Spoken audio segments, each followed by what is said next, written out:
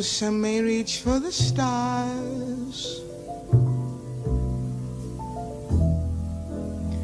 others will end behind bars.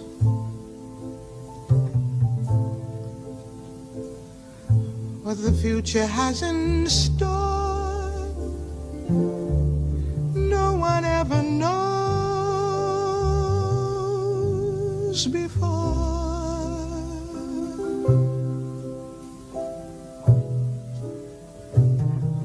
Though time may help you forget all that has happened before,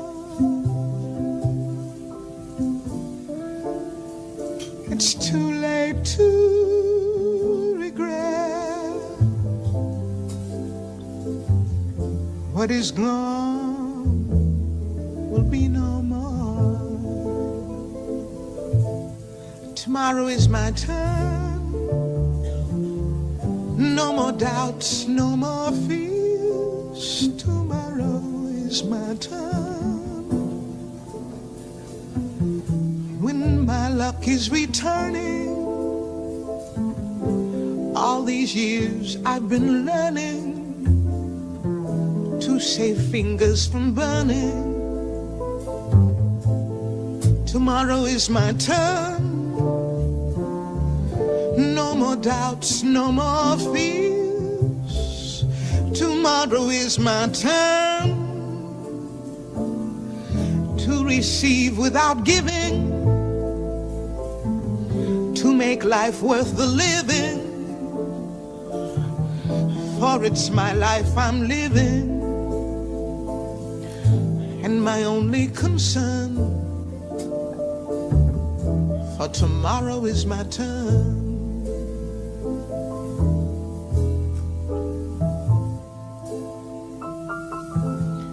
When summer is gone,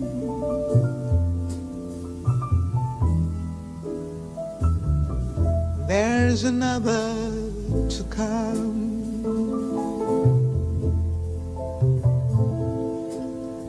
You can't stop years drifting by, even if you want to try.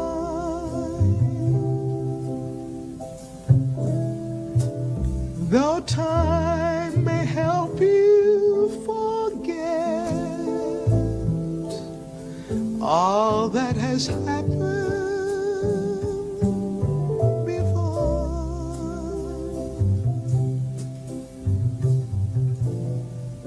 but sweetheart, it's too late to regret what is gone will be no more. Tomorrow is my turn. No more doubts, no more fears. Tomorrow is my turn. When my luck is returning, all these years I've been learning to save fingers from burning. I said tomorrow is my turn. No more doubts, no more fears. Tomorrow is my turn to receive without giving, to make life worth my living. For it's my life I'm living. Tomorrow is my turn. No more doubts, no more fears. Tomorrow is my turn for my love to be returning. All these years I've been learning to save fingers from burning. Tomorrow is my turn. No more doubts, no more fears. Tomorrow is my turn to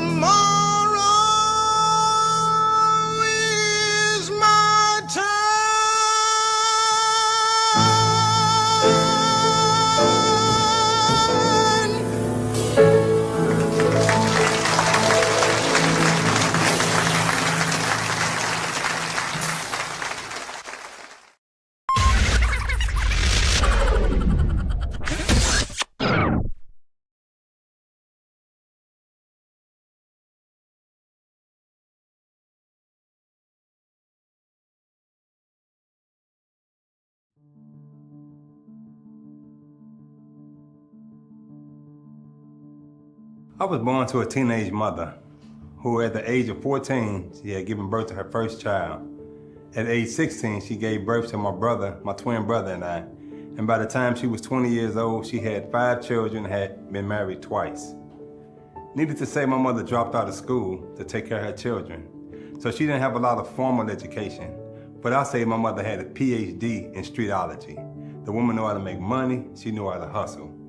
I grew up as a trouble child. I was a trouble child, always in trouble, in and out of juvenile, getting suspended from schools.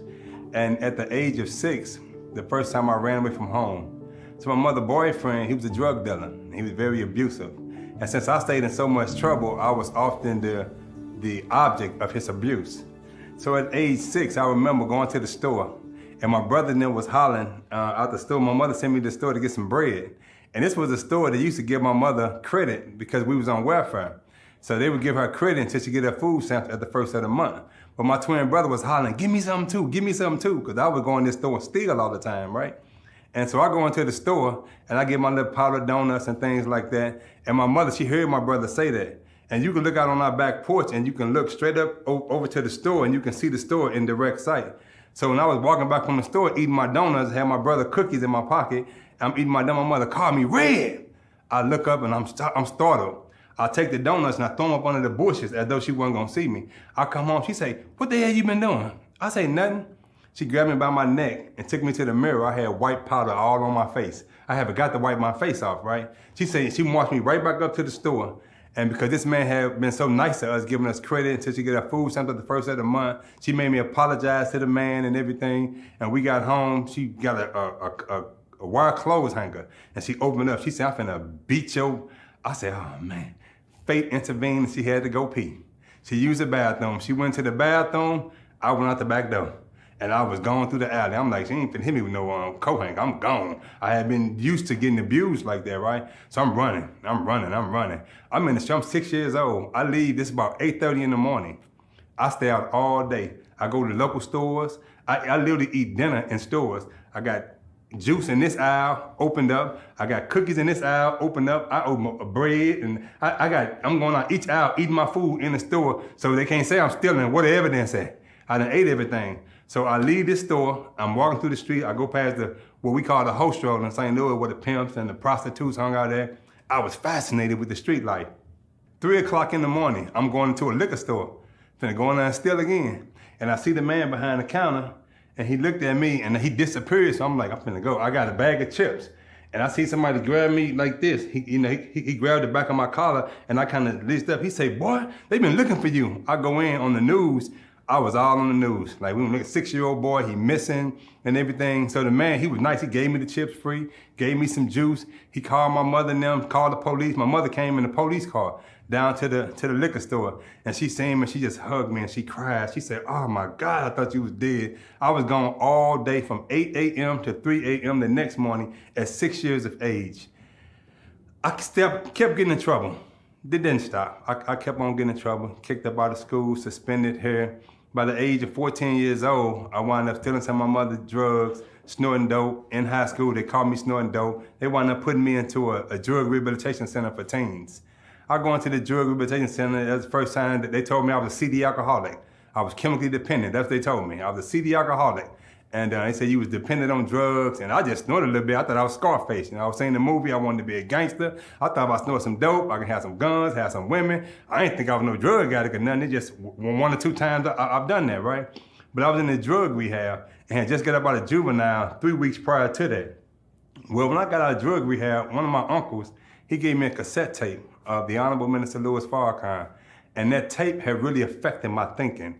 Now, during this time, I had seen psychotherapists, I had seen counselors. My mother took me to a mental hospital because she said, this boy got to be crazy as hell because I whooped his butt. He do the same thing tomorrow that I just beat him for yesterday. So in her mind, I was insane. So she took me to a mental hospital. So I had seen all these counselors and everything, but what the minister said on that tape affected me.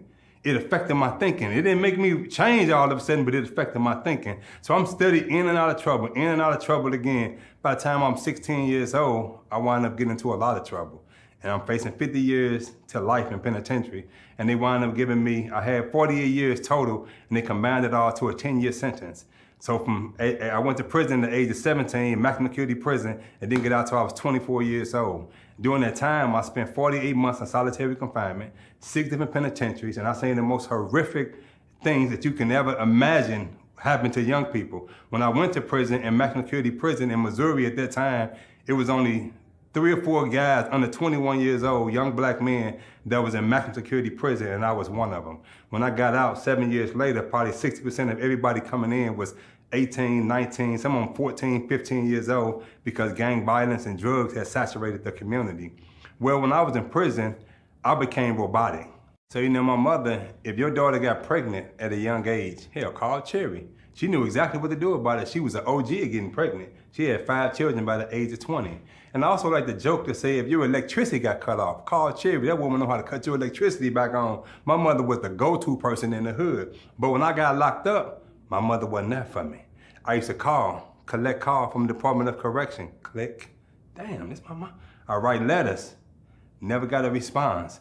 I'm calling again, collect call from the Department of Click. I'm like, damn, my mom ain't answer. I grew up seeing you there for everybody.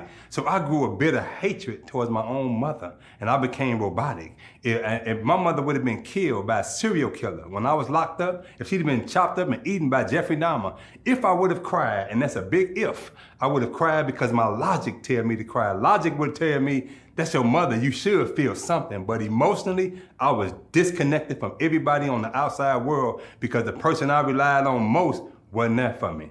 So I go through all these trials and tribulations in penitentiary, and then when I come out, my mother and my little brother come pick me up from prison. And it was an awkward moment. I remember walking out of prison, I was happy to be free, but my mother was there who I grew a hatred for. I don't even like you no more because I called you and you didn't answer. I wrote you and you didn't respond back. So in my mind, I don't even like you, but you my mother, and I'm happy to be out, right? So that car ride home from prison, it was very awkward. I'm looking at birds, I'm looking at dogs, and I remember we stopped at a gas station, and I ain't seen a dog in years, and I'm like, this was like a Rottweiler or something. He like looking at me like, dude, but I just want to see a dog, you know? And so we get home, and over the years, after I got out, my mother, I found out that she was struggling with crack addiction. Right? And so she was in and out of rehab, which I didn't know that. I went to prison knowing the strong Cherry, the one that was there for everybody, the one that carried pistols, the one that would fight people. I didn't know the crack addicted, crackhead Cherry. I didn't know that woman right there. But when I came home, I realized that she was struggling with drug addiction. I heard the stories from my other brothers and them and my sister that she was struggling with drug addiction. So over the years, the hatred was still on the inside of me. And I remember one time I heard a lecture from, again, the Honorable Minister Louis Farrakhan talking about atonement. And he said that if somebody do you wrong, go to that person, point out the wrong, and to correct it, where you won't have that hatred and that bitterness on your heart. And I remember calling my mama after I heard the minister say that. I said, Mom, I want to come talk to you. And I remember going to my mama's house, and I'll never forget this day. She was frying some chicken. She had some macaroni and cheese and some rice. And I'm thinking to myself, damn, do I tell her before I get my plate or after I get my plate what's on my heart, right? And then, but I tell her, I say, Mama, what's up? She gave me a kiss. She said, what's going on, babe? I said, I want to talk to you. She said, what's going on? I say, Mama, I hate you. My mother looked at me. She put her hands on that skillet of grease, that hot chicken, and in her mind, now this Cherry from the hood that'll go upside your head, carry pistols. And I said, hold on, because in my mind, she had to kind of look like, I don't know if my son had lost his damn mind, but he come up in that trip, I throw this hot grease in his face and bust his head with this cast iron skillet. That's how the look she had on her face. I said, hold on, let me tell you why. I said, Mama, when I got locked up, you wasn't there. I called you, you didn't answer my calls. I wrote you, you didn't respond to me. Mom, I needed you. Damn, you was my mother. I sent you there for everybody in the hood. You put your life on the line for everybody. But when I called you, you wasn't there. But what my mother said to me blew my damn mind. My mother looked at me with tears in her eyes, and she said, son, when you got locked up, it wasn't nothing I can do about it.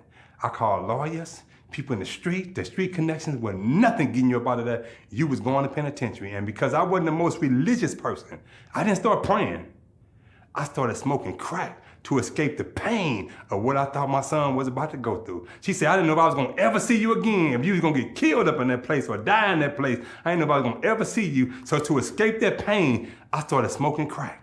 And so here I am thinking that all these years, I feel vindicated and justified of my pain and my anger. I supposed to feel like this, damn it. You my mother, you wasn't there for me. I should feel this pain, I should feel this anger. You wasn't there. And she telling me that one of the contributing factors of her becoming a straight up crackhead was trying to escape the pain of my little delinquent thug type behavior, and that blew my mind. And that set up in my mind the idea that we can't judge our parents. We don't know what the hell they go through and what they've been through. So that started the atonement process with my mother and I. And it released from me all the hatred and all the bitterness and all the judgment that I had of my mother. It was released at that time. So my mother, she kept doing what she doing though. She from the streets, you know? And she never stopped smoking the drugs. I left St. Louis, moved to Arizona. And I remember when I moved to Arizona, my mother, she was diagnosed with cancer. And the cancer had spread. And it had metastasized so much where she was defecating blood. And it was all in her breast. She had a tumor on her brain and she was dying. And I got a call from my sister one day. And I was in Arizona. She said, they gave mom 8 weeks to live. I said, oh shit. I had my ex-wife and we had 7 children in the house. We jumped in the van and we hit St. Louis. I didn't even have all the money for gas. I was calling brothers. I'm like, I'm gonna be in New Mexico. They sending me money through MoneyGram at stores on the way. I'm like, I'm finna go to this city. I'm finna go to that city. That's for gas. I'm like, I gotta see mom before she died.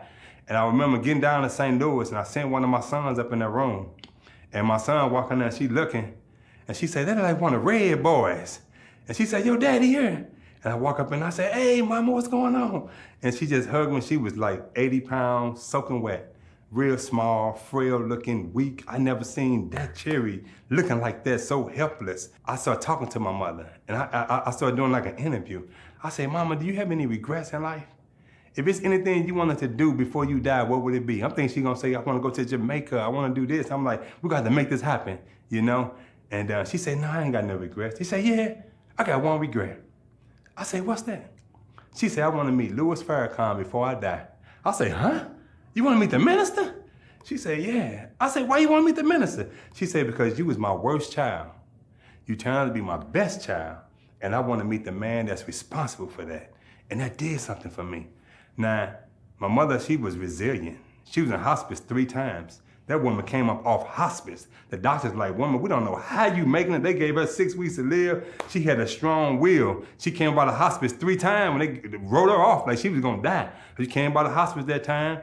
I go back to Arizona a year later. My mother, my twin brother still doing what they doing, drugs and things. Police kicked my mama's house in. I tell my mother, I said, mother, why don't you come up to Arizona to see a naturopathic doctor that I had been seeing? Dr. Bettina. I asked her to come see a naturopathic doctor. And she said, I ain't never been on an airplane. My mother was on New Year's. She woke up in St. Louis and went to sleep in Phoenix. It was a New Year's 2009. I flew my mother to Arizona to see a naturopathic doctor because she had been through the chemo, the radiation, and it was killing her. I'm like, at least see this naturopathic doctor. One last hope, I'll pay for it out of my own pocket. She came to see a naturopathic doctor. She was there like 2 weeks. And my ex-wife called me and she said, oh, mom in a lot of pain. And I was out working. I said, I'm on my way, call the ambulance. When I get there, they taking mom out on the stretcher. And we get to the hospital. This a year later, my mother say, damn, I thought I was gonna get to meet Farrakhan before I died. She said, I don't think I'm gonna make it this time, baby. I said, mama, you gonna make it. You a soldier. You strong, mama, you been here before. She said, no, I think I'm gonna make it this time. She said, I thought I was gonna get to meet Farrakhan before I died. Now, she said that the Farrakhan had just came into the city 2 days prior to that. And I said, man, I gotta get my mother to see the minister. So I called one of the minister security and I told him what my mother said because when I was interviewing her in St. Louis, she said this to me.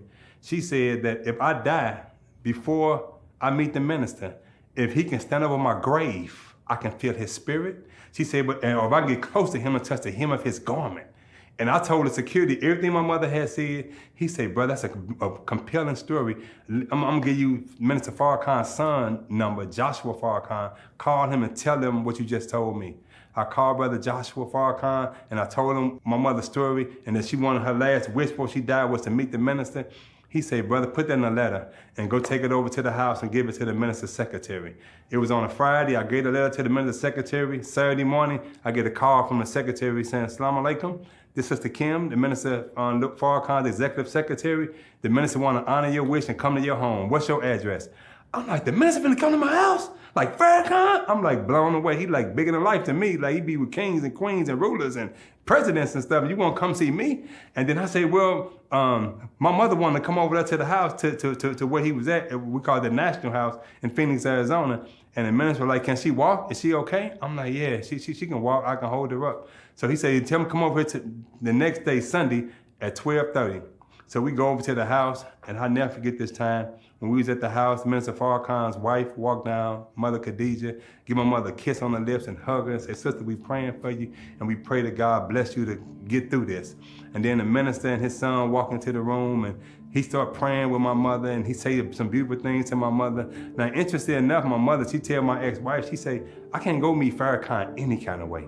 She said, I gotta look like a black queen when I meet the minister. So can you give me one of them pretty Muslim outfits that y'all be wearing? So she had her hair wrapped up. The only time in her life she wore like a cultural outfit was when she went to see the minister. She wanted to look a certain way when she go see the Honorable Minister Louis Farrakhan. And so she did. And I'll never forget, on our way out, I looked at the man and said, man, I love you. He said, I love you more. And I'm thinking to myself like, damn, this man's here with kings and rulers, and he took time out for a crackhead and an ex-con. That was a very humbling experience for me, to be able to experience that with the minister, writing the minister a letter. And so then, my mother, she couldn't leave the street life alone. I mean, my mother, true to dope fiends, she was in Arizona. I've been there for a couple years at that point. I didn't know who the drug man was. She was there a couple of weeks and found out who the crack man was. So she done found a local crack dealer and everything, and she doing that thing. I said, Mama, you can't do that in my house. I don't play that. I got children around and this and that. So she couldn't really handle the discipline structure of my home. She wound up going back to St. Louis.